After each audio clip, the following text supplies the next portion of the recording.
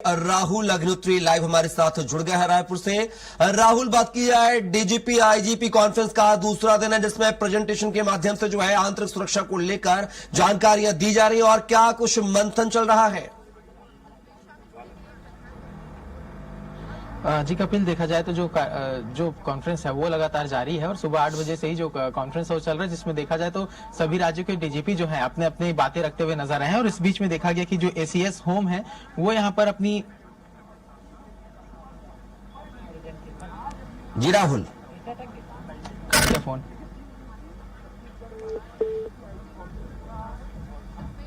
तो देखा आपने संपर्क दोबारा स्थापित करने की कोशिश करेंगे तो देख सकते हैं लगातार जो है छत्तीसगढ़ में डीजीपी आईजीपी कॉन्फ्रेंस का दूसरा दिन है। दूसरा दिन भी जैसे कि एसीएस होम ने जो है प्रेजेंटेशन के माध्यम से जानकारी दी है, साझा की है और अलग अलग राज्यों के जो डीजीपी आए हुए हैं उनकी प्रॉब्लम्स को जो यहां पर सॉल्व करने की कोशिश की जा रही है। कैसे नक्सलवाद को लेकर, कैसे आतंकवाद को लेकर निपटा जाए, इन तमाम मुद्दों को लेकर चर्चा हो रही है। साथ ही महिला अपराधों को लेकर, साइबर फ्रॉड को लेकर भी तमाम प्रकार के अपराधों पर कैसे नकेल कसी जाए, इन तमाम पहलुओं को लेकर चर्चा हो रही है। कॉन्फ्रेंस में प्रधानमंत्री नरेंद्र मोदी, गृह मंत्री अमित शाह शामिल हैं। बैठक में जैसा कि पहले भी कहा है, आतंकवाद नक्सलवाद पर चर्चा हो रही है। इंटरनल सिक्योरिटी पर भी रणनीति जो है बनती हुई नजर आ रही है। और एक बार पुनः फिर से हमारे सहयोगी जो है रायपुर से राहुल अग्निहोत्री जुड़ गए हैं। राहुल, एसीएस होम ने आखिर क्या कुछ जानकारी साझा की है, क्या कुछ जो है मंत्र दिए हैं डीजीपी आईजी को? जी देखा जाए कपिल, तो सुबह से ही जो बैठक है वो चल रही थी। इस बीच में टी ब्रेक हुआ और टी ब्रेक के बाद जो फिर से बैठक शुरू हुई और ये दूसरे सत्र की बैठक थी जो लगभग दोपहर 12:20 से लेकर के 1:20 तक, मतलब 1 घंटा चला है। इससे पहले देखा गया कि जो एसीएस होम है वो सभी यहाँ से रवाना हुए हैं और इस बीच में जो बैठक अभी जिस पर चर्चा हो रही है, रॉ के जो निर्देशक है वो यहाँ पर अपनी जो प्रेजेंटेशन है वो देते हुए नजर आ रहे हैं और जिस तरीके से जियोपॉलिटिकल चैलेंजेस देश के बीच बने हुए हैं उस पर यहाँ पर मुख्य तौर पर चर्चा की जा रही है। चाहे वो अंतरराष्ट्रीय बॉर्डर्स पे जो लगे हुए राज्य हैं उनकी सुरक्षा की बात हो या फिर जो अंतरराष्ट्रीय जो सुरक्षा जो एजेंसियां हैं दूसरे राज्यों के, दूसरे देशों के द्वारा जो देश में सक्रिय होती हैं उनसे किस तरीके से निपटा जाए, पाकिस्तान जैसा जो पड़ोसी देश है उससे किस तरीके से निपटा जाए, इन सभी विषयों पर चर्चा करेंगे। और खासतौर पर देखा जाए तो बंगाल में जिस तरीके का, पश्चिम बंगाल में जिस तरीके की स्थिति है, बांग्लादेश से लगातार जिस तरीके से भारत और बांग्लादेश के बीच में जो संबंध में खराबी आई है और उस बीच में बॉर्डर को लेकर के काफी जो चिंता का विषय बना हुआ है, इस पर भी चर्चा करेंगे। क्योंकि बैठक के माध्यम से ही इस बॉर्डर्स के माध्यम से ही जो घुसपैठिए हैं वो देश के अंदर आते हैं तो इन्हें भी संभालने का प्रयास काफी ज्यादा किया जा रहा है। तो रॉ के जब निर्देशक यहाँ पर प्रेजेंटेशन देंगे तो इससे साफ तौर पर माना जाएगा कि खुफिया एजेंसी के सबसे महत्वपूर्ण अभी जो दौर है वो चल रहा है, जिस पर इस बैठक के माध्यम से जो खुफिया एजेंसी के निर्देशक हैं वो अपनी जो तमाम तथ्य है वो रखते हुए नजर आएंगे। और यदि छत्तीसगढ़ की दृष्टि से देखें तो छत्तीसगढ़ में भी बड़ी संख्या में जो बांग्लादेशी घुसपैठी हैं उनके हो जाने की खबर जो है वो लगातार निकल करके सामने आई है। क्योंकि पिछले कुछ दिनों में देखें तो आज से 2-3 महीने पहले भी बड़ी संख्या में जो लोग थे उन्हें छत्तीसगढ़ से बाहर लेकर के जाया गया था और बंगाल में वहां उन्हें छोड़ा गया था। तो इस तरीके से तमाम जो प्रकरण है वो भी छत्तीसगढ़ से सामने आए हैं। तो छत्तीसगढ़ के साथ साथ समूचे देश को लेकर के जो पूरी बैठक है वो हो रही है और इस बैठक का दूरगामी जो परिणाम है वो देखने को मिलेगा, जहां पर प्रधानमंत्री मोदी जो है वो खुद बैठक में शामिल है और तमाम तरीके की चर्चाएं यहाँ पर कर रहे हैं। जिस तरीके से चर्चा यहाँ पर हो रही है, जो तमाम राज्यों के डीजीपी के द्वारा जो प्रेजेंटेशन दिया गया है, जहां पर छत्तीसगढ़, मध्य प्रदेश, असम ऐसे तमाम जो राज्य हैं उनसे उनके जो डीजीपी अभी तक अपना जो प्रेजेंटेशन है वो सौंप चुके हैं, वो दे चुके हैं। तो इस बीच में पूरी तरीके से जो बैठक है वो संचालित हो रही है। अभी भी जो बैठक है वो चल रही है और आगामी जो अपडेट्स हैं वो लगातार निकल करके सामने आ रहे हैं। इस बीच में देखें तो सबसे महत्वपूर्ण जो बैठक रहेगा वो ये रहने वाला है कि दो राज्यों के बीच में जो कोऑर्डिनेशन है उसको लेकर चर्चा होगी और दोनों किसी दो राज्यों के बीच में जो एडॉप्शन है चीजों को लेकर के, वहां की व्यवस्था को लेकर के, वो सबसे महत्वपूर्ण रहने वाला और इसी का प्रभाव आने वाले समय में दिखेगा। जी कपिल। और राहुल, बात की जाए जिस तरीके से छत्तीसगढ़ में डीजीपी आईजी कॉन्फ्रेंस का आयोजन किया गया है, कहा यह जा रहा था कि नक्सल उन्मूलन को लेकर ये जो है कॉन्फ्रेंस बहुत अहम रोल अदा करेगी। खासकर नक्सली राज्य जो है, चाहे वो तेलंगाना की बात करें, उड़ीसा की बात करें, मध्य प्रदेश की बात करें, छत्तीसगढ़ की बात करें, तमाम ऐसे राज्य यहाँ के डीजीपी आईजी भी इस बैठक में शामिल हुए हैं। क्या लगता है जो डेडलाइन 31 मार्च 2026 की थी वो काफी नजदीक आ गई है? बात की जाए तो महज 4 महीने का समय शेष है। 4 महीने में क्या, और नक्सल जो है, कई नक्सलियों ने अभी तक ना तो आत्मसमर्पण किया है, ना ही मुठभेड़ में ढेर हुए हैं। ऐसे में नक्सलवाद को लेकर क्या कुछ रणनीति तय होती हुई नजर आई? क्या इसकी जानकारी भी लग पाई है अब तक?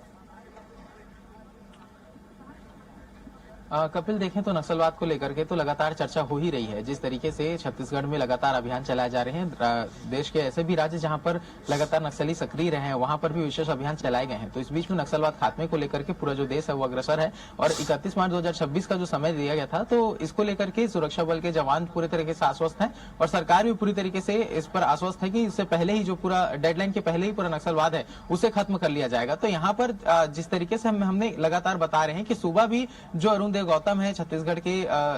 डीजीपी हैं उनके द्वारा प्रेजेंटेशन दिया गया था। तो छत्तीसगढ़ के परिप्रेक्ष्य से देखें तो आगामी समय में जो वैचारिक तौर पर नक्सलवाद की लड़ाई है उससे किस तरीके से लड़ना इस पर चर्चा हुई है। और अगर दूसरे राज्यों को देखें तो दूसरे राज्यों में तो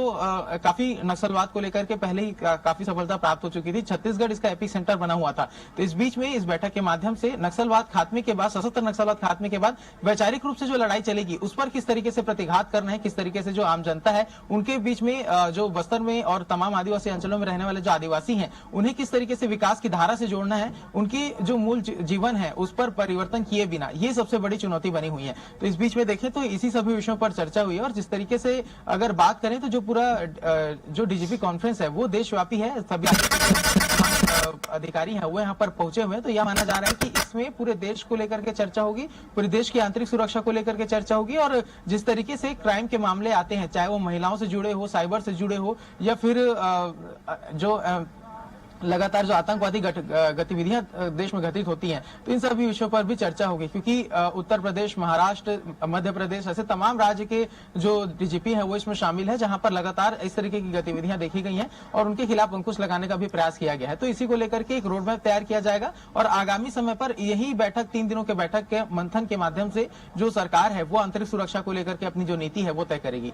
राहुल जी का बड़ा सवाल और जो आपने जिक्र किया है, जिन चीजों का जिक्र किया है, जिन अपराधों का जिक्र किया है, उसमें आपने साइबर फ्रॉड, साइबर सेल का जिक्र किया है। ये बहुतायत में इन दिनों देखा जा रहा है। हर बार जो है सरकार नई गाइडलाइन जारी करती है, लगाम लगाने की कोशिश करती है, लेकिन स्कैम करने वाले का नया रास्ता जो है अख्तियार कर लेते हैं। ऐसे में सरकार के लिए, प्रशासन के लिए, अधिकारियों के लिए बड़ी चुनौती है साइबर फ्रॉड से जूझना, लड़ना, उससे बचाव करना। उसको लेकर क्या कुछ रणनीति, क्या कुछ मंथन चलता हुआ नजर आया है बैठक में? जी मैं आपको बता दूं कपिल कि इस विषय को लेकर के लगातार जो केंद्र सरकार है वो अपनी नजर बनाई हुई है, चाहे फिर वो कॉलर ट्यून के माध्यम से जो जागरूकता अभियान चलाना हो या फिर अपने स्तर पर जो साइबर एजेंट है वो प्रत्येक जिलों में एक्टिव करने की बात हो। तो इसको लेकर के इसके लिए अलग से थाने भी बनाए गए थे पिछले दिनों, जहां पर साइबर क्राइम से जुड़े संबंधित जो तमाम मामले हैं, प्रकरण है, उसके मामले दर्ज होते थे और उसके आधार पर जो कार्रवाई है वो की जाती थी। इसके साथ में देखें तो प्रशासनिक स्तर पर भी तमाम जागरूकता के अभियान चलाए गए हैं। लेकिन इस पर नकेल कसने के लिए लगातार जिस तरीके से कुछ क्षेत्र हैं, जो